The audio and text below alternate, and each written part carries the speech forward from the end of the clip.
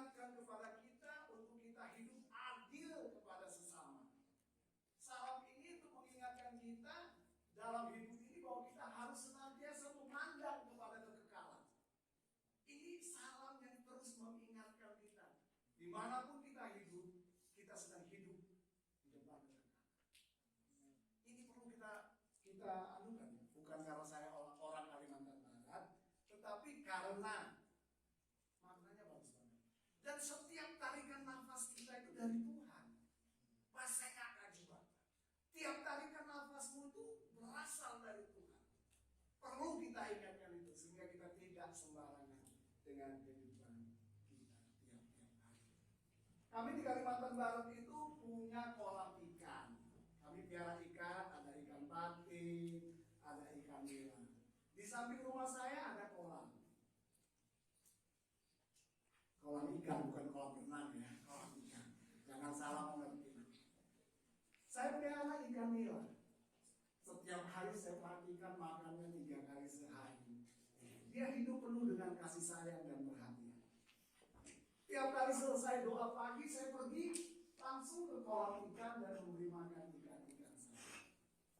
Suatu hari, di sore hari hujan lebat turun. Lebat sekali, sampai malam masih hujan. Kami tidur, istirahat seperti biasa. Bangun tidur, kami siap-siap untuk pergi doa pagi. Selesai pulang doa pagi, saya berjalan ke kolam ikan saya, ingin memberi makan ikan saya. Saya kaget, kolamnya itu udah penuh air. Airnya sudah penuh, bahkan sudah luber begitu. Karena ada air hujan yang deras, saya tidak memperhitungkan itu. Jadi waktu air hujan deras, kolam ikan saya penuh air. Kalau ikannya sudah besar-besar, enak ya tinggal panen ya. Tapi ikannya ini ikan tanggung, belum usia panen. Saya jalan, saya lihat itu ikan itu udah tergeletak di lantainya, ada yang masih lompat-lompat begini. Banyak ikan yang ukurannya tanggung-tanggung. Lalu saya ambil ember, saya mencoba memungutin ikan-ikan ini karena ukurannya tanggung. Jadi mau digoreng juga, kita hanya makan kulit dan tulang. Jadi masih tanggung, ukurannya tanggung. Saya berusaha memungutinnya. Saudara tahu ikan nila itu punya duri di apa? Itu durinya sangat tajam. Beberapa tusukan udah mengenai tangan saya. Saya ambil itu dia bergerak, tangan saya kena sakit sekali. Saya berusaha cari, ambil lagi, dia lompat lagi, ambil lagi, dia lompat lagi. Saya ambil lagi, dia akhirnya jatuh ke tanah. Di rumah kami ada tebing kecil gitulah, kira-kira tingginya 2 meter. Jadi dari kolam ikan dia keluar, jatuh di lantai. Saya mau ambil, dia lompat sana, lompat sini. Dia lompat lagi, jatuh ke bawah, ke tanah. Lalu saya pungutin seberapa yang bisa saya mampu. Saya kejar dia ke bawah. Saya kejar dia ke bawah. Saya berusaha tangkap lagi. Dia lompat sana, lompat sini. Dia menusuk tangan saya dengan durinya. Saya dapatkan dia. Saya masukkan ke dalam ember. Dengan harapan dia masih bisa tetap hidup. Lalu saya bawa ke atas lagi. Saya tidak masukkan ke dalam kolam. Saya ingin pulihkan dulu ikan-ikan ini yang kaget, yang stres ya. Saya ingin pulihkan. Saya ambil daun, apa namanya itu, daun kelor. Kata orang daun kelor itu obat. Saya gosok, saya hancurkan daun kelor, saya taruh di atas ini ikan-ikan ini. Waktu saya lihat beberapa ikan yang berhasil saya selamatkan, ternyata tetap tewas, mati, nggak bisa ditolong. Lalu timbul di pikiran saya, seandainya kau tahu bahwa aku berniat untuk menolong, pasti kau nggak berakhir seperti ini. Seandainya kita tahu apa yang menjadi rencana Tuhan dalam kehidupan kita, pribadi lepas pribadi, maka kita tidak akan pernah melakukan tindakan-tindakan bodoh yang pasti merugikan kehidupan masa depan kita.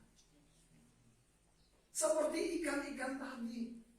Padahal ikan-ikan ini saya persiapkan untuk makan anak-anak raja.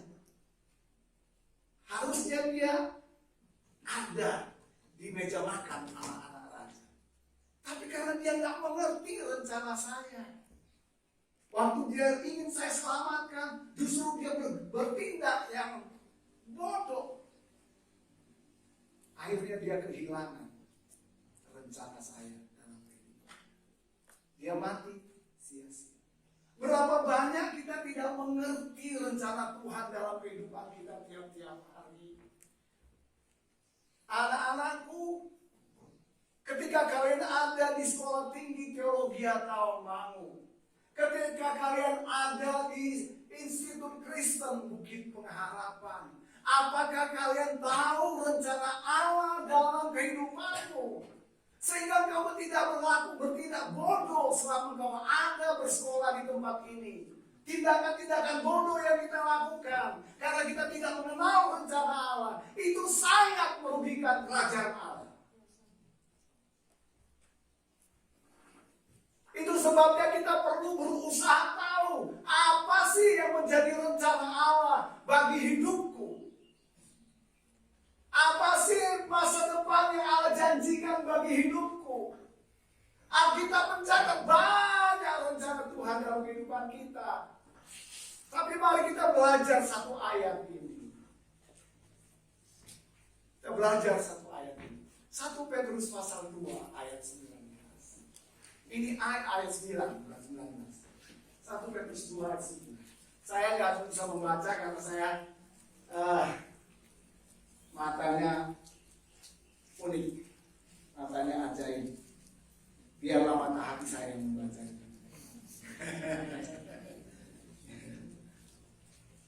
Kalau saya membacanya nanti agak-agak keliru, mohon dimaafkan. Sudah dapat semua?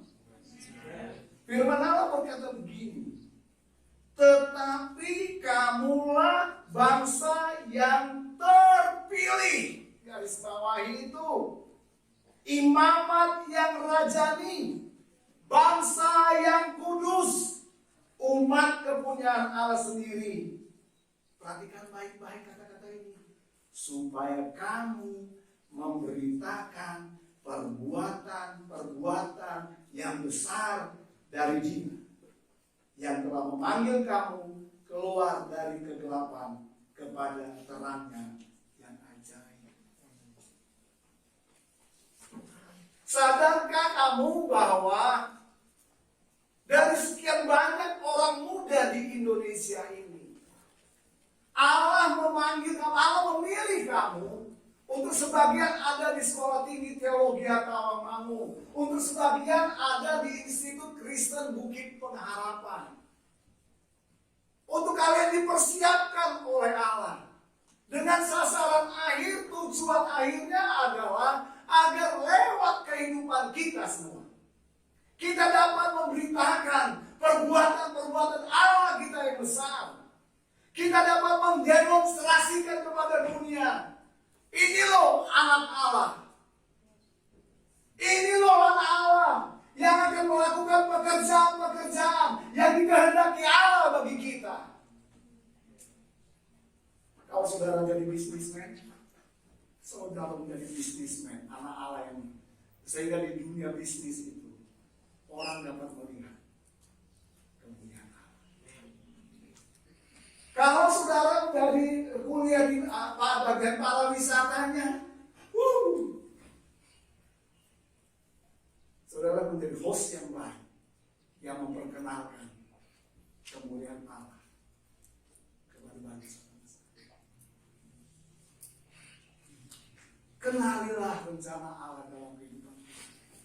Alkitab mencatat bahwa sejak dari awal manusia diciptakan, Allah itu mendesain kita untuk bekerja. Itu sebabnya Allah malas. Allah gak suka dengan orang-orang yang malas. Kalau kita malas dalam bekerja, itu mungkin kita produk gagal.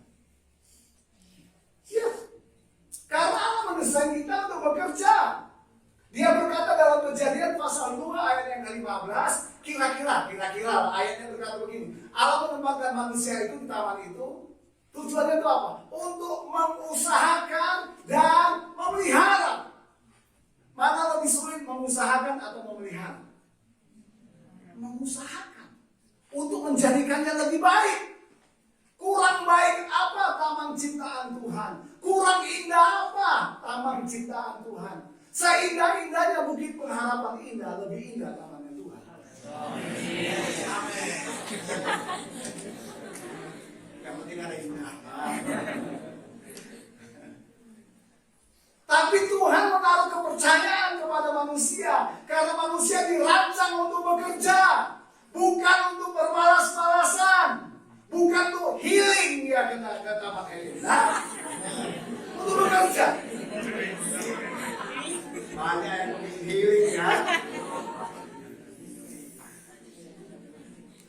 Untuk bekerja, menjadikan taman itu jauh lebih baik daripada yang sudah ada. Usahakan. Setidak-tidaknya pelihara. Kalau nggak bisa mengusahakan, harus bisa memelihara. Kita didesain seperti itu. Menjadi manusia-manusia yang bekerja, membangun untuk menjadikan sesuatu lebih baik, atau kalau nggak bisa, ya setidak-tidaknya minimal harus memelihara. Karena itu saya kecewa kalau saya melihat mahasiswa ST3 atau Institut Kristen Bukit Pengharapan buang sampah sembarangan. Itu namanya tidak memelihara.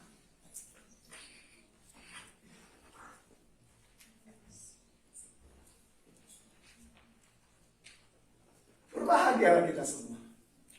Karena Allah yang besar itu memilih kita. Dan menempatkan kita di tempat yang tepat menurut rencana, menurut kehendaknya. Sebahagian ditempatkan di ST3, sebahagian ditempatkannya di IKBP. Tapi ingatlah, tangannya lah yang sedang mengerjakan kita. Tangannya lah yang sedang memperlengkapi kita. Tangannya lah yang sedang melatih kita. Sehingga kalian akan keluar menjadi orang-orangnya Allah yang mampu bekerja di ladangnya Tuhan. Dan kalian akan melakukan perkara-perkara yang besar, perkara-perkara yang dahsyat dan ajaib. Minimal kalian hanya bisa memelihara. Minim. Bisa memelihara. Seandainya saya tahu rencana Tuhan dalam kehidupan saya dulu, waktu saya sekolah di tempat ini tahun 1987, saya dulu tidak tahu rencana Allah dalam hidup saya. Ya sekolah aja, nyanyi aja. Dosen masuk nyanyinya panjang umurnya. Karena kami mau dosen-dosen kami sehat dan banyak.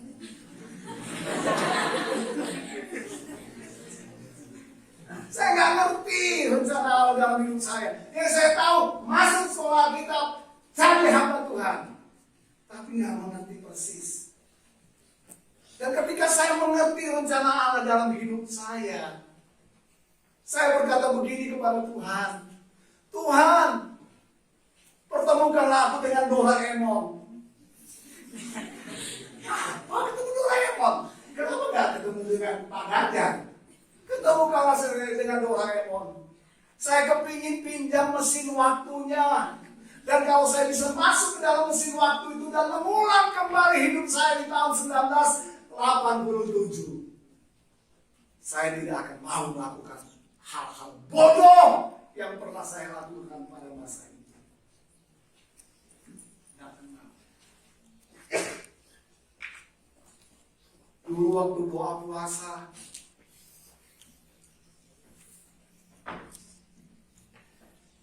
bodoh banget kenyataannya. Tahu besok mau doa puasa, malamnya makan sekenyang-kenyangnya. Persiapan. Makan sekenyang-kenyangnya. Gak mengerti, ternyata besoknya bangun lapar selapar-lapar.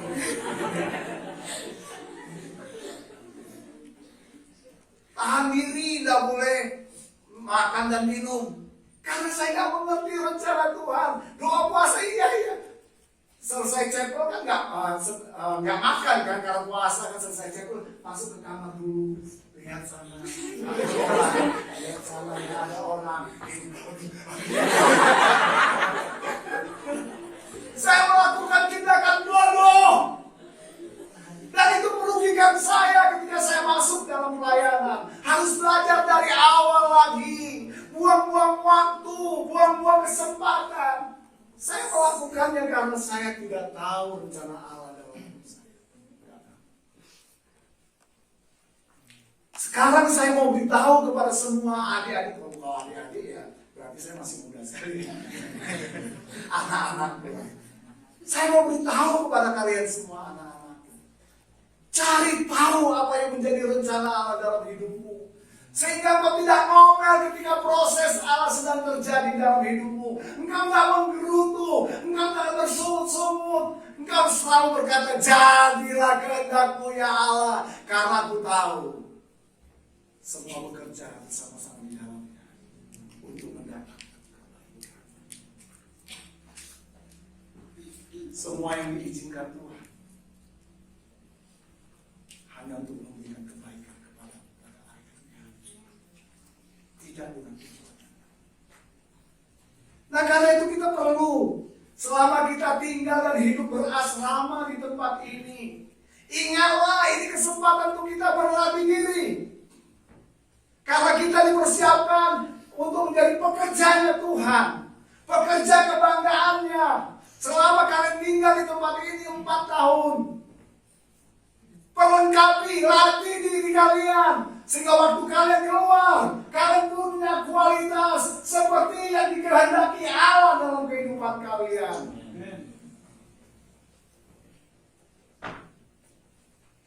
Kalian akan bekerja bersama dengan Tuhan. Kalian akan melakukan perkara-perkara besar. Karena itu latihan.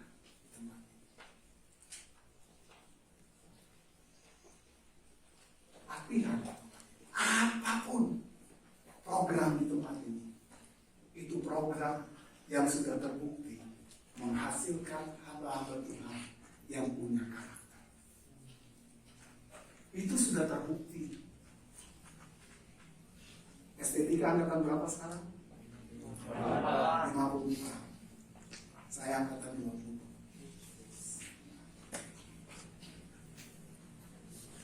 Saya tidak ingin kalian ketika masuk dalam pelayanan nantinya, kalian harus mulai belajar dari nol.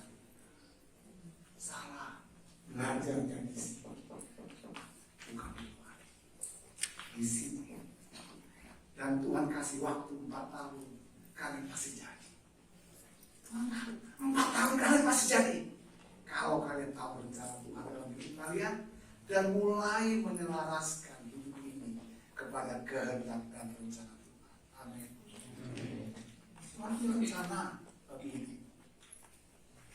Kan dia tak punya rencana kegagalan. Ya. Dia ingin memberikan masa depan yang baik.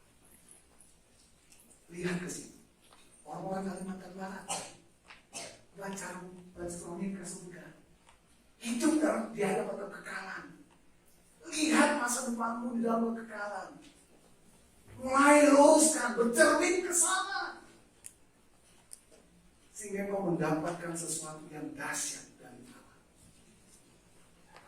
Nah, di tempat ini Allah akan memproses kehidupan kita.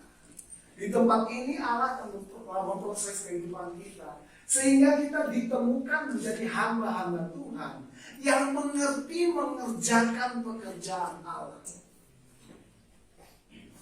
Bukan kau mengerti, begitu kau keluar, kau mengerti bagaimana mengerjakan pekerjaan Allah yang akan dipercayakannya kepadamu. Karena di tempat ini kau sudah berlatih. Jangan anggap remeh nyapu halaman. Jangan anggap remeh cuci WC. Jangan anggap remeh itu semua. Dulu waktu saya murid di sini, pekerjaan saya adalah yang sampah. Kalau buang sampah itu kami bawa tabut perjanjian. Yes. Buang sampah di depan PPT kosan, pengumpulan sampah di sana. Sini masih banyak pohon-pohon tebu. Kami udah potong itu tong yang dibelah itu potong dua, pikul ini sengaja lewat dari pohon jeruk. Dengan harapan ada yang jatuh. Dengan harapan ada yang jatuh. Waktu di tempat sampah, letakkan tong, lihat dulu ada jeruknya. Oh ada dua, ayo kita bagi-bagi. Sebelum sampah dibuang, kita buka aja jeruknya. Aku ini jangan. Sarapan paginya jeruk itu sebabnya sehat, vitamin C-nya tinggi. Sanggup memikul tabur perjanjian. Sekarang itu latihan. Itu latihan. Jangan anggap remeh, itu kesempatan untuk kita berlatih. 1 Korintus pasal 10 ayat 31 mengingatkan kepada kita apa saja yang kita lakukan. Lakukan itu untuk kemuliaan.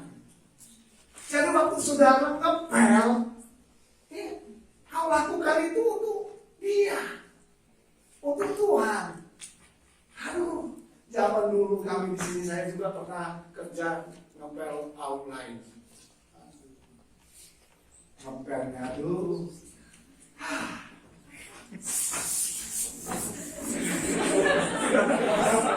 Cepat selesai, yang penting basah.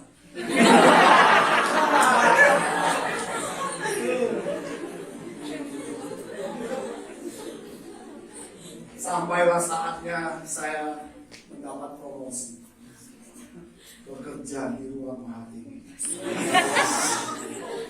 Wow, itu saya ingat pertama kali saya kerja, saya membersihkan wastafel di kamarnya mami. Bersihkan wastafel dengan gemetar-gemetar, kali pertama bekerja. Saya pikir sudah bersih.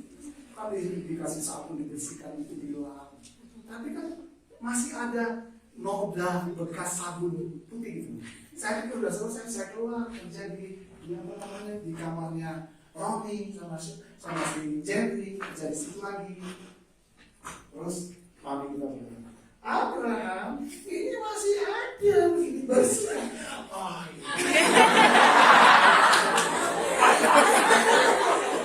saya pikir udah bersih, pikiran saya. Ingat, kalau kamu berlatih bekerja di sini, sekecil apapun tanggung jawab yang kau dipercayakan, lakukan itu seperti itu. Untungnya untuk dirimu, bukan untuk orang lain. Sehingga ketika kau keluar, orang melihat, kualitas dia dalam bekerja beda dengan yang lainnya. Siapa itu? Orang berkata, oh itu lulusan IKBP. Mantap. Latihannya di sini. Jangan kerja bakti di kamar mandi, disiram aja seperti tadi saya bilang, yang penting basah. Rugi sekali. Nggak laku dia depan. Nggak laku. Yang kecil-kecil. Bagaimana kita melakukan? Lakukan seperti itu. Sehingga kita mendapatkan semua pekerjaan yang kita lakukan. Berkualitas. Sampai hasilnya berkualitas. Melalui kaca jendela, hasilnya berkualitas. Banyak orang yang dulunya gak dilatih di dunia pendidikan. Banyak pendeta-pendeta kalau saya bekerja pelayanan di desa. Sementara saya berkhotbah, saya tabur jagung di sini selesai khotbah panen saya. Ya, karena jendelanya debu. Jendelanya debu. Mungkin waktu di sekolah teologi nggak pernah diajar bagaimana kaca jendela. Tapi puji Tuhan, saya lihat di sini Saya nggak bisa tanam apa-apa. Saya nggak bisa tanam apa-apa. Sehingga saya pulang nggak panen. Lalu kemudian, saudaraku, sadarilah bahwa apapun yang kita kerjakan itu ekspresi kasih kita kepada Tuhan. Itu ekspresi kita kepada Tuhan. Coba tolong bacakan dulu Ibrani pasal 6 ayat 10.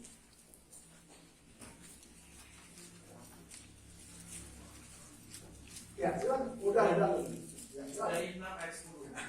Sebab Allah bukan tidak adil, sehingga ia lupa akan pekerjaanmu dan kasihmu yang kamu tunjukkan terhadap namanya, oleh pelayanan kamu kepada orang-orang kudus yang masih kamu lakukan sampai sekarang. Pelayanan yang kita lakukan untuk orang-orang kudus itu kan ekspresi cinta kasih kita kepadanya. Dan Allah lihat itu, Allah gak pernah lupa. Dia lihat itu, apapun yang kau lakukan untuk umatnya itu, untuk sesamamu itu ekspresi kasihmu kepada Tuhanmu. Dia lihat pekerjaan dan kasih yang kau tunjukkan.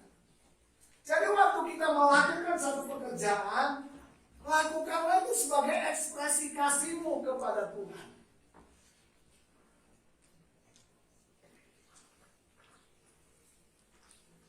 Ekspresi kasih harus nyata lewat tindakanmu tiap-tiap hari.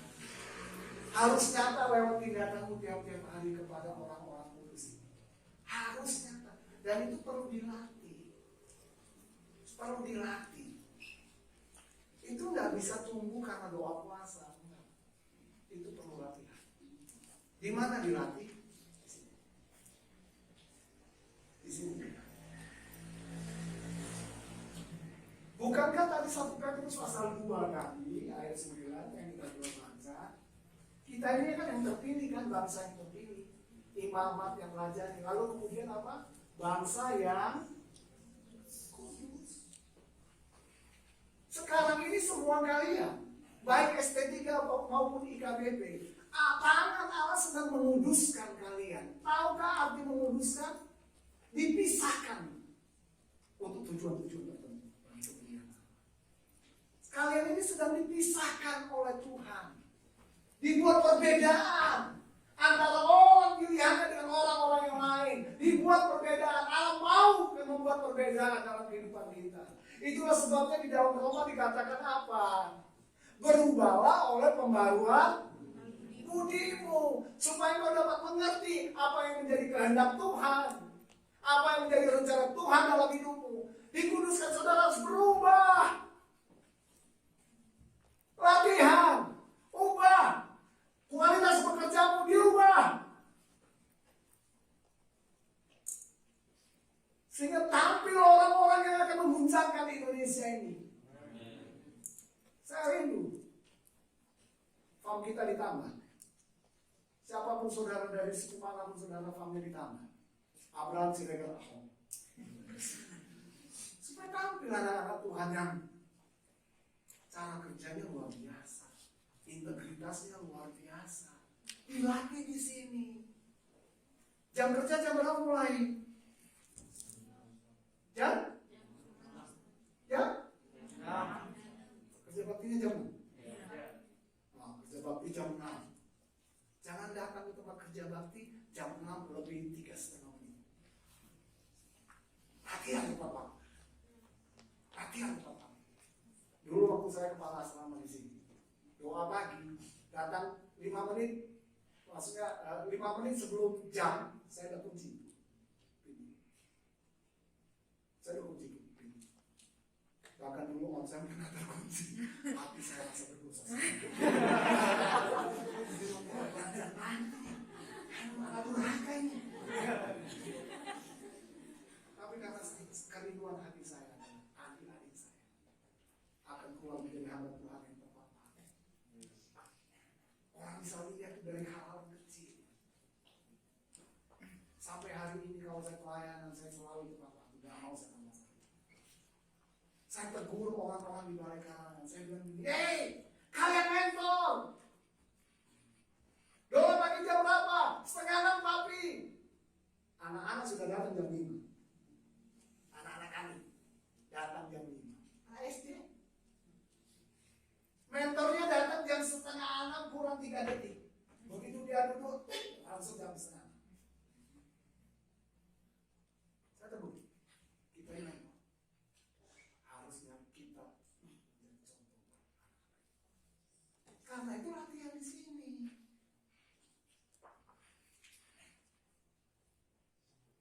Tadi pagi saya makan buru-buru.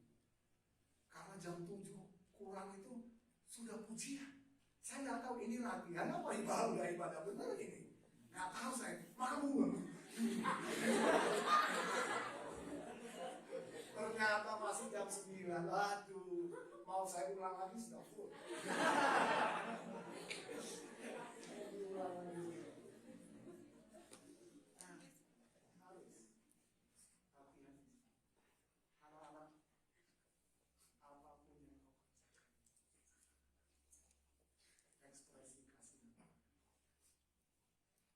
Petrus? Kenal Petrus? Petrus yang dia bilang. Petrus ini mengiring Tuhan dia. Tapi ada suatu kejadian yang membuat dia agak sedikit tergoyah, lalu dia menyangkali imannya. Di Injil Yohanes pasal 21 ayatnya berapa kira-kira, pokoknya 15 atau berapa lagi bawahnya itu. Dikatakan begini, waktu Yesus datang memulihkan Petrus. Yesus berkata begini, Petrus,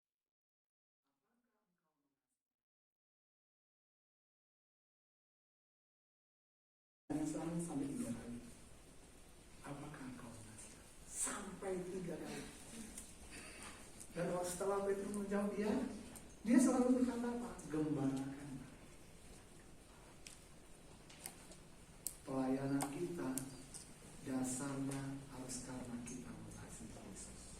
Kalau enggak kuat, bos. Enggak kuat. Ketika engkau masuk dalam pelayanan, kalau dasarnya bukan karena engkau mengasihi Yesus, enggak kuat. Saya banyak mendapati hamba-hamba Tuhan yang masuk dalam pelayanan karena TUGAS.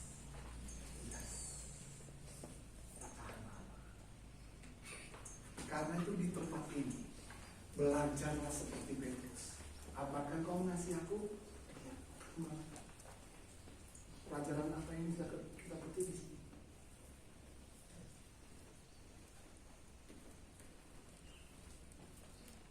Kasihi orang yang berkelayan. Di tempat inilah kita belajar untuk hidup saling mengasihi. Di tempat ini kita belajar untuk saling mengasihi. Sehingga apapun yang kita lakukan karena kita mengasihi. Tidak secara kebetulan kalau di kamar terjadi dari berbagai macam orang dari suku latar belakang. Tujuannya untuk disinilah kita mempraktekkan kasih agape. Kalau Bapak kita selalu mengatakan kasih walaupun engkau mengecewakan aku tetap mengasihi. Walaupun engkau mengkhianati aku tetap mengasihi. Walaupun engkau jelek, aku tetap mengasihi. Walaupun kau berbeda dengan aku tetap mengasihi. Ini yang perlu kita kembangkan. Supaya ketika kita di luar, kita siap menghadapi semuanya. Karena kita mengasihi orang-orang yang kita layani. Ekspresi kita kepada kasih Tuhan itu kita tunjukkan dengan cara melayani orang-orang ini. Lihatlah seseorang yang kau layani dengan pandangan kasih dari Allah. Satu hari saya pernah ditegur waktu doa pagi. Doa pagi saya berdoa sama Tuhan. Tuhan, si ini kok gak berubah ya? Kok gini terus ya? Sikapnya kok memberontak terus ya? Gini. Bagaimana nanti masa depannya? Lalu sebentar saya diam, merenungkan Tuhan. Tiba-tiba saya di dalam hati saya ada keluar satu pernyataan, Jangan gunakan mata Isai, sehingga kau tidak dapat melihat masa depan. Lihat Isai itu punya anak kan? Ada perintah dari Nabi yang namanya Kan Samuel datang, dia mau mengurapi anaknya Isai itu untuk jadi raja. Yang lain dipromosikan, Daud dibiarkan. Mungkin pagi itu Daud pamit ke sama papanya, "Pak, aku pergi ya Pak." Ya, baik-baik ya, hati-hati. Jangan lupa, jangan terlambat makan, nanti mahmud kamu.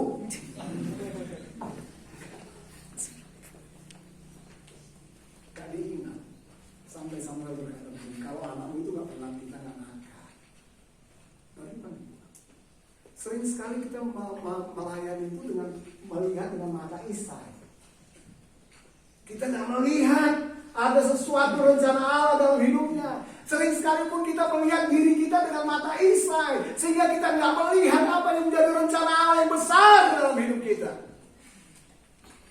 Kita perlu belajar untuk mulai mengembangkan kemampuan mengasihi, kasih walaupun rinso saya habis, aku tetap mengasihimu. Walaupun ayamku berubah, tadinya paha sekarang jadi sayap, aku tetap mengasihinya. Jangan berlari belum mau makan.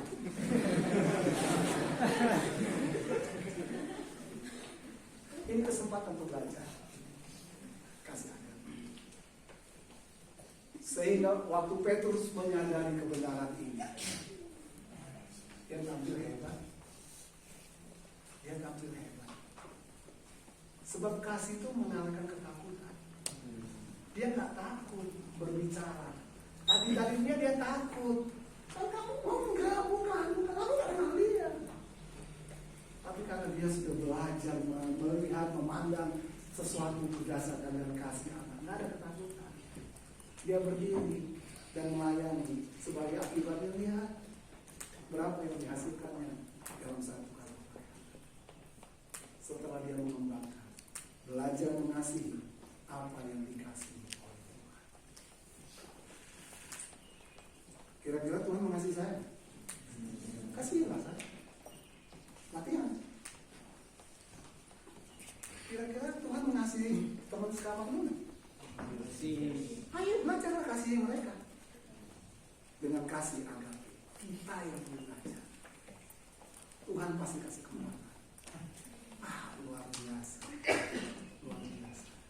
Sehingga ketika kau nanti masuk dalam pelayanan, kau menghadapi pelayananmu mungkin kau ditolak oleh beberapa rekan pelayanan budaya itu. Kamu nggak pernah. Mungkin apa pekerjaanmu nggak dianggap oleh rekan-rekan kerjamu di tempat pelayanan nanti. Kamu nggak pernah kecewa. Karena kau tahu, aku sudah mengasihi. Apapun yang dibuat, aku akan kasih. Karena itu berita. Apakah engkau mengasihi aku?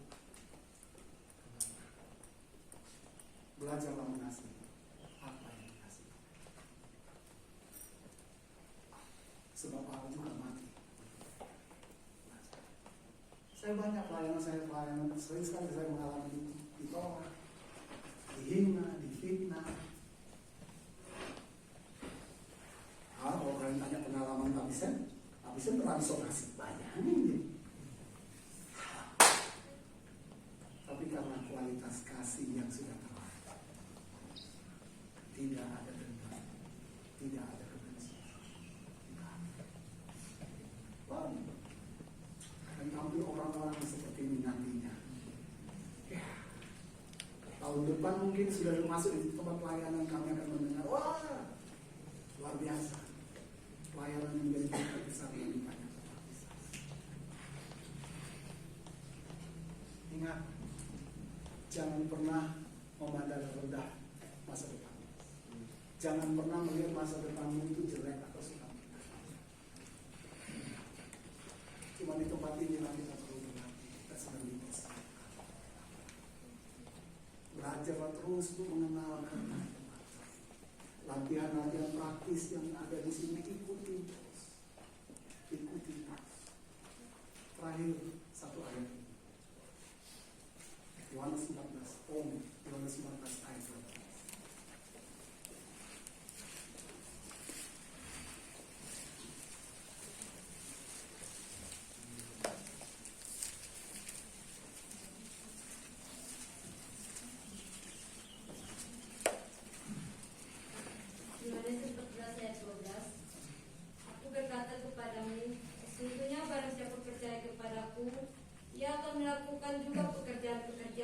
lakukan.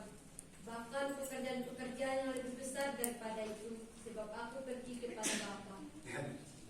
Yesus aja punya impian terhadap hidup. Yesus aja percaya kepada masa depanmu cerah. Masa kita nggak percaya? Tuhan Yesus loh yang katakan, aku berkata kepadamu, kalau kau percaya, kamu akan melakukan pekerjaan-pekerjaan seperti yang aku lakukan. Saudara kan dilatih untuk menjadi pekerja. Saudara bisa melakukan seperti apa yang Yesus lakukan. 5 roti dan 2 ikan. Itu akan terjadi di mana-mana. Buktinya di Mentawai sudah terjadi. Mentawai mana Mentawai? Asrama 52. Merdeka. Nah, mantap. Sudah dibuktikan. 5 roti dan 2 ikan sudah sampai di Mentawai. Dan mereka sudah diutus ke sini. Yang dari asrama 52, 5 roti dan 2 ikan. Sudah. Siapa enggak? Kalau Tuhan kan dulu melakukan itu cuma di saya. Tapi sekarang udah kemana-mana, udah sampai Mentawai. Tahu Mentawai? Jangan-jangan kalian lihat di peta kok mana di Mentawai. Di atasnya Nias gitu. Jangan bingung, ada. Jadi saya waktu sebut Mentawai itu memang daerahnya benar-benar ada. Luar biasa. Tuhan aja punya harapan besar dengan hidup. Masa engkau nggak punya harapan untuk pelayananmu di depan? Kamu akan melakukan pekerjaan-pekerjaan seperti yang Yesus lakukan. Bahkan Yesus katakan apa nih? Lebih besar. Lebih besar. Lebih besar. Nanti di Mentawai 5 roti dan 2 ikan. Cukup 1 Mentawai. Nanti dari Mentawai keluar pemimpin-pemimpin yang luar biasa. Yang mampu memberi makan. Bukan aja 5.000, 5 juta. Bisa. Janji Yesus, percaya itu. Kalau kalian di tempat ini hanya dipakai puji Tuhan, gak dipakai jangan apa-apa. Jangan punya mental begitu. Jangan punya mental begitu. Aku pasti karena itu aku harus berlatih. Sehingga aku punya kualitas seperti yang diharapkan oleh Tuhan Yesus Kristus. Dan aku akan tampil menjadi berkat bagi bangsa. Aku akan tampil menjadi berkat bagi suku. Aku akan tampil menjadi berkat buat daerah.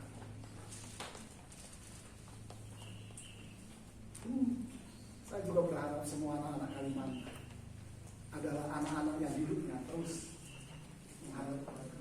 melihat kepada kekekalan Yesus.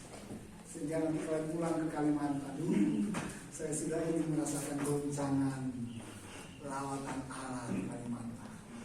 Kalian mau merasakannya? Mau? Mau merasakan goncangan pergerakan Allah di Kalimantan Barat? Mau? Kesana. Kalau nggak kesana ya nggak merasakan. Ayo rame-rame. Tanggal 5 saya pulang.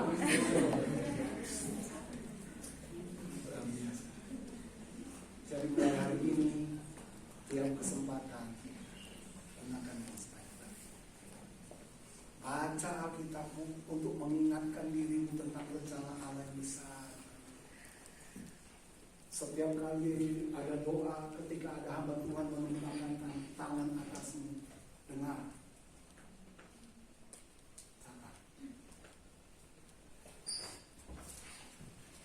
Nama saya itu sebenarnya Sahara, orang Batak, Sahara.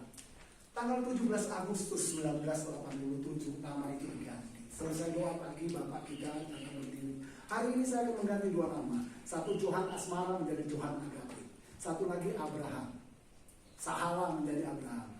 Bapak kita berdiri dan menumpangin tangan. Mulai dari hari ini namamu bukan Sahara, namamu Abraham. Kamu akan punya banyak anak. Kamu akan mengerjakan pekerjaan-pekerjaan yang nilainya miliaran rupiah. Kamu di bawahmu akan banyak sarjana-sarjana. Terlalu besar. Terlalu besar bagiku. Aku anak yatim piatu, hidup menggelandang di Jakarta. Karena kemurahanmu kau panggil ke tempat ini. Mengerjakan proyek miliaran. Bagaimana caranya untuk makan tiap hari aja mikir? 17 Agustus. Tapi itu saya catat. Untuk menjadi pengingat. Waktu kami menikah juga nubuatan yang sama diulang lagi. Isinya sama tapi kata-katanya berbeda. Diulang lagi. Kami mencatat. Dan hari-hari ini kami melihat. Oh iya. Oh iya. Sayangnya, saya ngertinya telat. Kalau dari awal-awal sudah percaya dan mempersiapkan diri, saya pasti pekerjaan Tuhan lebih besar. Saya percaya. Karena itu jangan anggap remeh. Paulus kan juga ingatkan, ingat ya. Kobarkanlah kasih karunia Allah yang ada padamu melalui penumpangan tangan. Jadi kalau saudara ada dalam ibadah nanti, doa pagi atau doa malam atau apapun itu, ada hamba Tuhan yang bernubuat atas hidupmu, menumpangkan tangannya atas hidupmu. Jangan kau lihat dengan kacamatamu sekarang. Sekarang matamu masih normal. Lihat dengan kacamata kekekalan itu. Supaya kau tidak akan pernah melakukannya. Langkah kakimu jelas. Karena tahu. Langkah kakimu dipimpin oleh rencana jelas. Seandainya saya tidak di bawah bimbingan Pak Sensor, saya tidak bisa. Berapa kali saya ingin lari dari pelayanan. Berulang kali ingin lari.